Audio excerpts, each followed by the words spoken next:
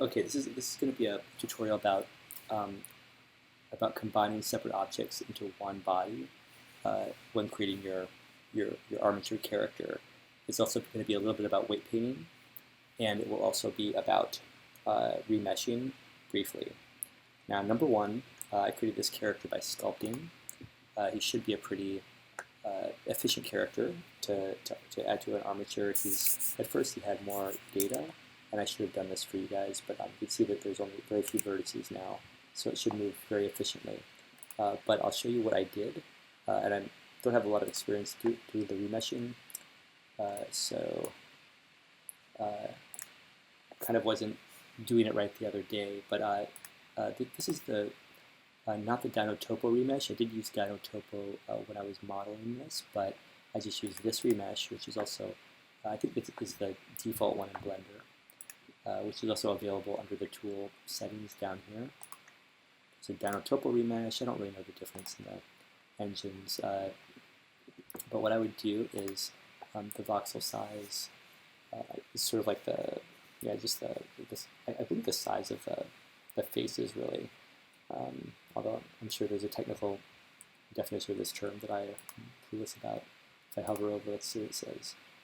Size of voxel in object space used for volume evaluation. Lower values preserve finer details, so that's good to know.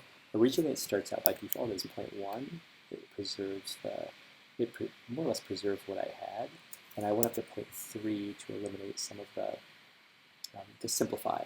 It handled it pretty well, except for the feed. It simplified too much. I'd have to go back in and fix. But I also clicked on smooth normals when I did that, and it really it did a kind of smoother rendering. But it took something that had a lot of, and I just hit remesh, and it was very quick. It got me a much simpler form. It's not perfect. A lot of the stuff is kind of wonky, but if a kind of expert looked at this, well, they'd have a lot to say. But especially with these broken feet.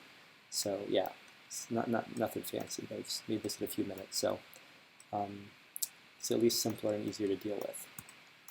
So first thing, try out the remeshing. See if you can have success. I went from 0.1 to 0.3. I remeshed at 0.3. You could try, a greater simplification, or you could do it any increment from 0.1 to 0.15 would gain you some ground if you're having a very slow process with a very content-rich character. The next thing I wanted to show you is I'm going to quickly connect these independent pieces. You see my arm is separate from my head, is separate from my hands. And I encourage you to sculpt the entire body as one object using Dino Topo and the snake hook and all that stuff. But if you don't, this is fine too. It's just that you might find that you have to combine them later on, and I'll kind of show you why. It's fine to connect everything to the armature and keep it separate. I'm just hitting. I've lost my screencast keys. I'm just hitting Shift, click the whole time. Oh, there it is. Okay. I'm hitting Shift click the whole time to select everything. This hand is not selected. I'm not going to worry about the eyeballs at the moment. And then last I hit the parent, which will be the armature. And that will go as well for the eyeballs and other things like that, but I'm not going to worry about them right now. With automatic weights.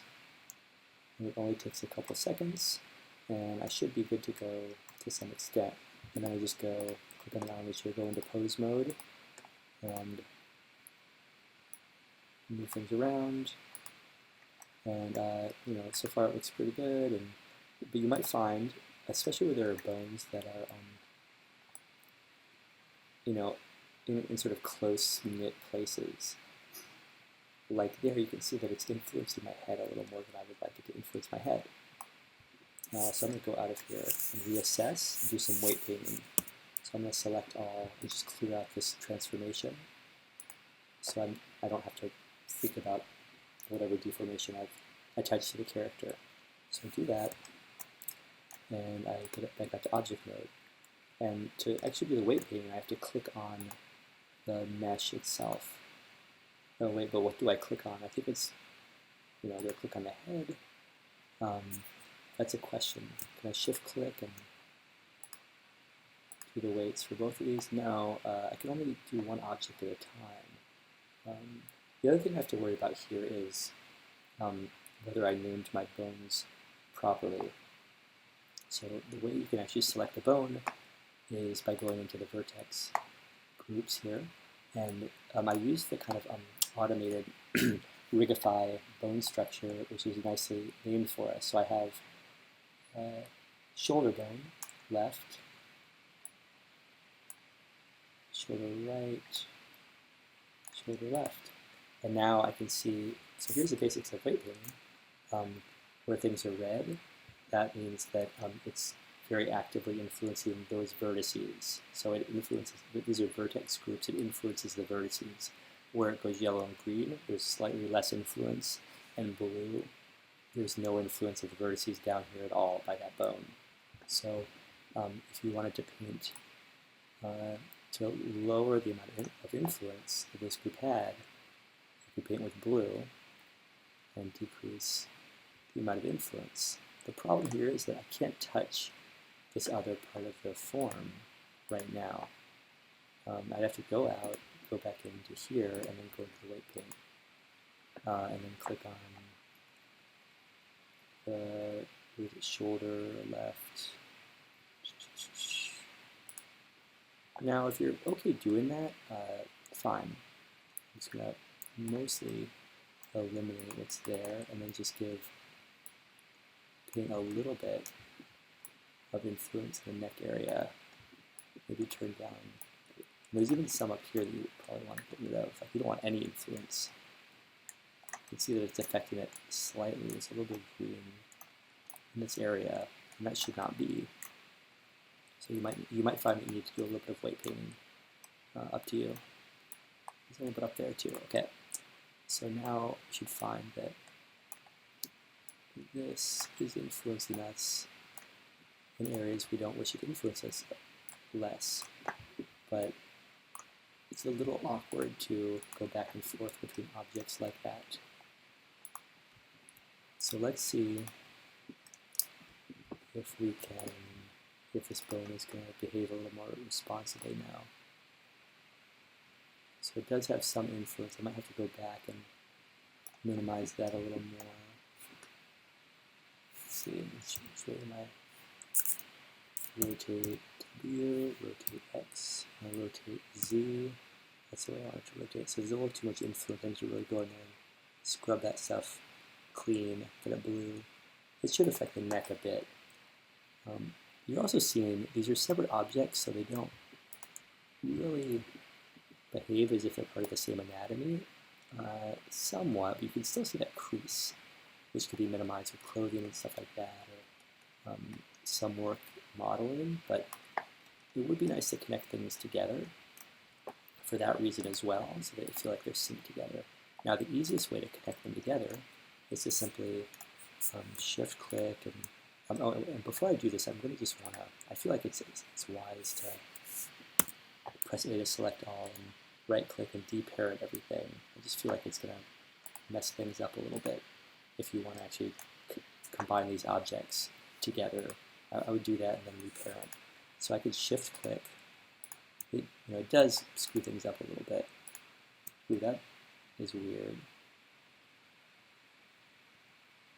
Oh, I know why. Shoot. I still had a pose in place, I think. Did I have a pose in place? I don't like that that all moves. I want to get it back in its original pose first. So let's select all, pose, clear transformation. Okay, so hopefully that will keep things together. I think I had a pose going at the end of that. Now when I select all and clear parent, everything stays in place. So now the simpler, quicker way to do this is just to join objects. And you can always do this with any objects, and they'll become part of the same object, kind of grouped together. And so when you go into edit mode, you can edit them together. But they'll still kind of remain independent objects. So I could just hit, I can right click and hit join, or it's Command J. So now they're one object.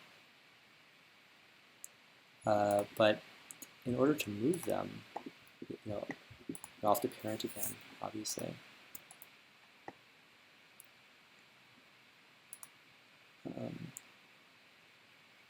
Takes a little longer. But you can imagine that the problem with the interface between the objects is going to be the same. There's going to be a little weirdness in that interface. And there's, what if I even do this? So if I, not that I'm doing this, but you can see that at some point they detach. And you're always going to see that bit of a fissure there. So the other way to combine objects is to, I'm just going to go back and revert to my save file.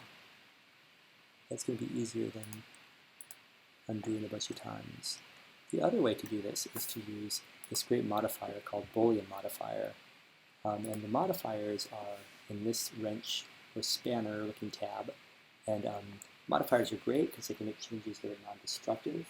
But then you can apply them too. But so you can make this non-destructive change, and for subdivision surface modifiers, give the appearance of more complexity in your object, but then it doesn't cost you any computational power. And then later, when you're ready to render, you can apply it if you like. So here we have a modifier that we like to add. The Boolean modifier, Boolean searching, will be familiar to you from like searching at the library for books, or even with Google. It's different kinds of relationships, like delimiters between terms. You can have like a search term that's like, for cars, but not toy cars. So the relationship between the two search terms can kind of narrow in on what you want. So here we have our primary object is what we have selected, that we apply the modifier to. And then we're going to have a target object. In this case, I'll just choose the left arm. And you won't see that much, but it's going to combine the objects based on what we want to preserve. So in this first case, we're just going to preserve the difference between the two objects. So it basically erases the overlap. But you'll notice that, let's see, another rig. Oh, we're not actually parented, so that's good. Where's my cylinder? So here's my cylinder. Oh, here's my cylinder. It doesn't actually connect the objects here. It just kind of, where they overlap, it negates or erases your original object to which the modifier is being applied. And so, it's editing the original object, not the kind of target. But we're actually, there's a couple options. There's intersect, where it actually just preserves where they overlap. But this can actually be really handy for shaping things the way that you want. So that's just the intersect, but then we have union, which is going to actually connect them together. So what it does here is it leaves you that original arm, and then it just gives you this combined piece. And the fitting together might be a little wonky. I have so few vertices in the trunk of the body that fitting together is really weird. If I shaded flat, you'd see like all the different vertices here. So you could kind of go in and do a subsurface modifier then. But at some point, when you go to edit mode, or if you paint, you're not going to see this applied. If you weight paint, you're not going to see it applied because I need to apply the modifier for it to be permanent. So that's what I can do, and I'll do the same thing for all of the separate objects.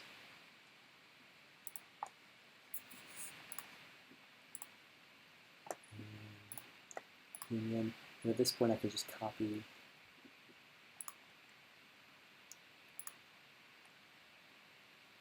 the modifier, but this time I'll choose the other object. I'll have to erase that head. I don't know what sort of sphere it is. That should be my shapes. And then I'm going to have to copy it again and go back in and click on the hands and copy it again. Erase that and click on the other hand. And so now everything is basically connected. And we probably want to erase or turn off those other objects.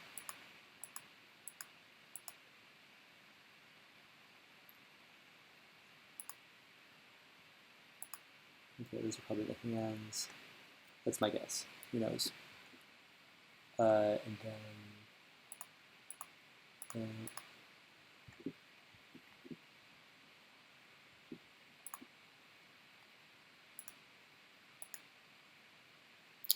so it looks like everything else is erased. Good. So now when I parent the thing, is it parented now? Oh, I haven't. I need to apply them all. Remember to do that. Okay, this is an armature modifier. So let's apply all the booleans. Okay, I guess I must have the armature applied.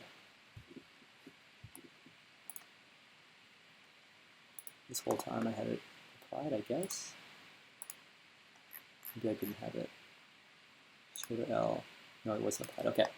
So now I'm going to go back and apply the armature.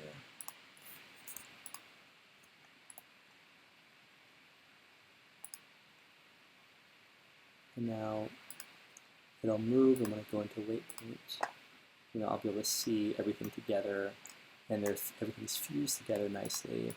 I should have a smoother. I'm going to hope it's going to look smoother, to save you that, to make you feel like there's something that's accomplished here. So it does behave a little bit better, and I'd probably want to add complexity to this, or at least a subsurface modifier, in order to get better looking results. I'll just show you that really quick.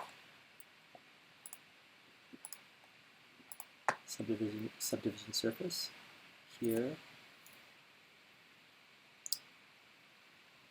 I don't think it would break anything to have a subdivision surface modifier on an armature character, but I guess we'll have to see. Yeah, it just took a minute. So here I have, this is non-destructive, you turn it off whenever you want. When you go into edit mode, it's not going to be visible, but you have a certain amount of subdivisions, and then in the viewport usually there's less previewed, so I could turn that up, or I could, and the more you do, the more costly it's going to be, but it's not, but in the end it's costly to invoke, but I think it shouldn't slow down your process too much, because it's just this kind of, I guess we'll see. I guess it could slow down things a little bit. Let's see if it slows us down too much. I think we're still waiting though for this to actually be invoked.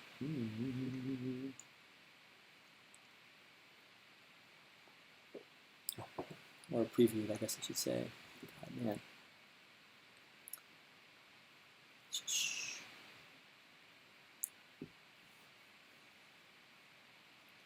So that is something.